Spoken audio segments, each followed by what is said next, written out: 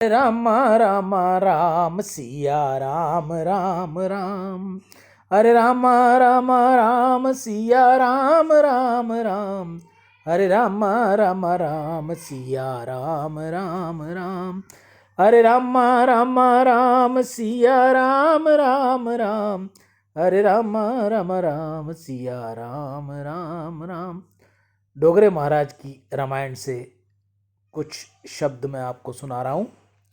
कपट करने से हृदय कुटिल होता है, दंभ करने से हृदय कुटिल होता है। जो हृदय कुटिल है उस हृदय में परमात्मा का प्रवेश नहीं होता। परमात्मा का प्रवेश हृदय में कराने की इच्छा हो तो हृदय को बहुत सरल करो। सरल हृदय में रमण करना परमात्मा को सुहाता है। जिसका हृदय सरल है उसको कभी दूसरों के दोष नहीं दिखते, और कदाचित दिखे भी तो उसे घृणा नहीं होती। वह किसी का तिरस्कार नहीं करता। जिसका हृदय सरल है उससे अभिमान का स्पर्श नहीं होता। तुम अपने हृदय में देखो, 5-10 क्षणों के लिए अंदर देखो। तुम्हारा हृदय बांका तो नहीं हो रहा। साधारण मनुष्य बाहर देखता है परंतु अंदर नजर नहीं डालता।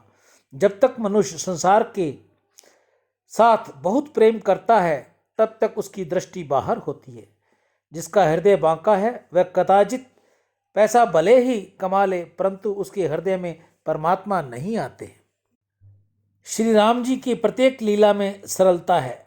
जो अति सरल है उसे उसी के दोष नहीं दिखते। राम जी महाराज वृक्ष तले विराजते हैं और वानर वृक्ष के ऊपर बैठते हैं।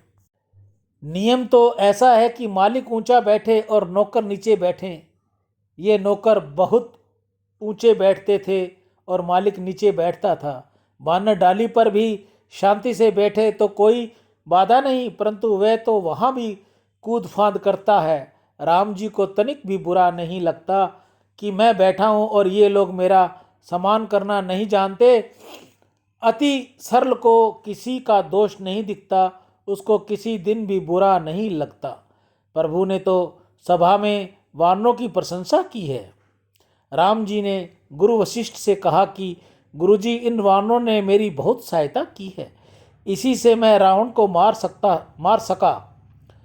रामचंद्र जी तो परमात्मा हैं, रामचंद्र जी की वानर क्या मदद कर सकते हैं। परंतु राम वानरों का बखान करते हैं, सारा यश उनको देते हैं। राम जी वानरों के साथ भी बहुत प्रेम करते हैं। राम जी की सरलता के अनेक प्रसंग हैं। रामायण में केवट का अति सुंदर प्रसंग वर्णित है। वनवास में श्री रघुनाथ जी प्रयागराज में पधारे हैं। गंगा जी पार करने के लिए उनको नौका की जरूरत पड़ती है। तुम प्रयागराज गए होंगे। प्रयागराज में आज भी कितने ही नाविक लोग ऐसे कहते हैं कि हम तो उसी केवट के वंश के हैं जिसने राम जी को नाव में बिठाकर गंगा पार उतारा था। केवट के वंश में हमारा जन्म हुआ है। श्री राम लक्ष्मण और जानकी को नाव में बिठाकर केवट जी गंगा के सामने किनारे पर ले गया। केवट ने इनको गंगा पार उतारा है। गंगा किनारे रेती में श्री सीता राम जी विराजते हैं। राम जी को आज संकोच हुआ। उन्होंने ऐसा सोचा कि इस केवट को मैं क्या दूं, इससे मेरी सेवा की है, इसने हमको गंगा पार उतारा है। श्री राम बहुत संकोचित हैं किसी के उपकार को, अन्यथा किसी की थोड़ी भी सेवा को राम जी भूलते नहीं हैं। आज तो श्री राम तपस्वी बनकर वन में पधारे हैं, वल्कल धारण किए हैं, पास में कुछ भी तो नहीं है। केवट को खाली हाथ विदाई देने में राम जी को बहुत संकोच हुआ। केवट अब विदा लेने आया। उसने सीता जी की ओर साष्टांग प्रणाम किया। प्रभु आंखें सजल हो गई।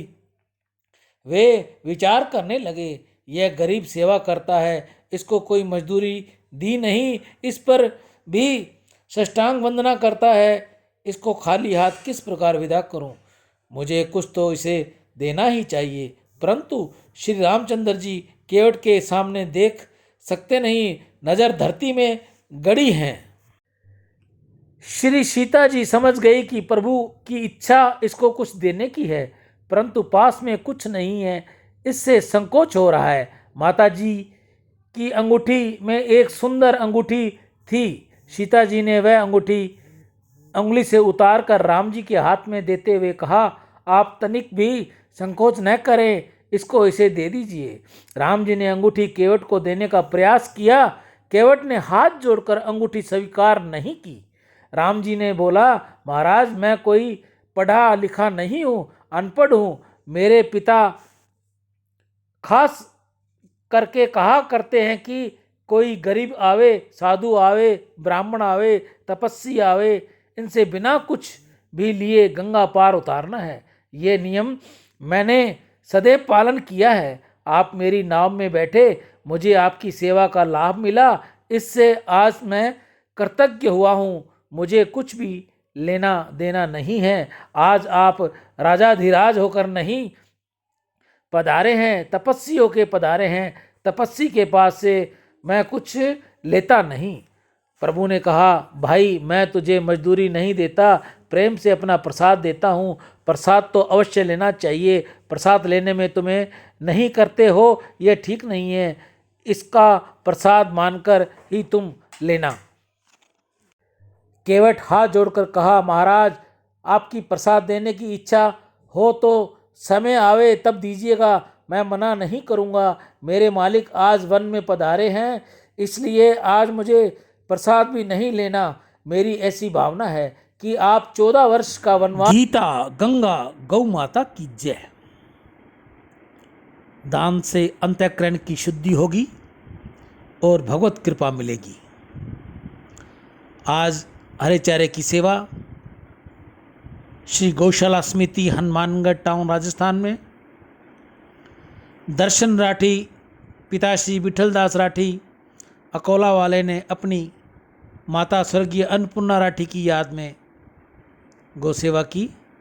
Ashok Kumar ji Advani, Anant R Pathak Maharashtra, Brijlal Kaul Jammu Kashmir, Girdhari Lal Gyanchandani Mumbai, Amrita ji Bhatt, Jugal Kishore ji Jandiyal, Virendra Wadhwar Naraina Vihar New Delhi, Vikram Bhatia Preeti Vihar Delhi, Sita Devi Soni Delhi, Raju Dhamecha Mumbai. आज की हरे चारे की सेवा इन भाई बहनों की रही। गौ माता इनकी सारी मनोकामना पूर्ण करे, इनके बच्चों को अच्छी सद्बुद्धि दे, पढ़ाई में उज्जवल दर्जा दे, बच्चे माता पिता की सेवा करें, गौ सेवा वैर सेवा में अग्रणीय रहे, ऐसी मेरी गौ माता से प्रार्थना है। ये गौ माता आप इनके घर में सदैव खुशियाँ लाएं, लक्ष्मी की वर्षा होती रहे और ये दानदाता यूं ही बार बार गौ माता की सेवा करते रहें। आप में से भी जो कोई और भाई बहन गौ सेवा करना चाहे, अपने घर के बाहर, अपनी कॉलोनी में, गांव ढाणी शहर जहां भी आप रहते हो, जहां भी आपको सुविधा मिले, गौ को गुड़ की सेवा दो, रोटी की सेवा दो। हरे चारे की सुविधा बन पड़ती है तो हरा चारा भी गौ माता को खिलाओ। अगर आपके पास समय नहीं है या आपके पास जगह नहीं है तो मैं आपकी इस सेवा के लिए तैयार हूँ। आप ये सेवा मुझे भेजिए, मैं जल्द से जल्द ये सेवा गौमुख तक और नंदी मुख तक पहुँचाऊँगा। और जो भाई बहन गौ सेवा भेजे वे अपना नाम, शहर व स्क्रीनशॉट भेजे ताकि जल्द से जल्द आपकी सेवा गौमुख तक जाए। राम।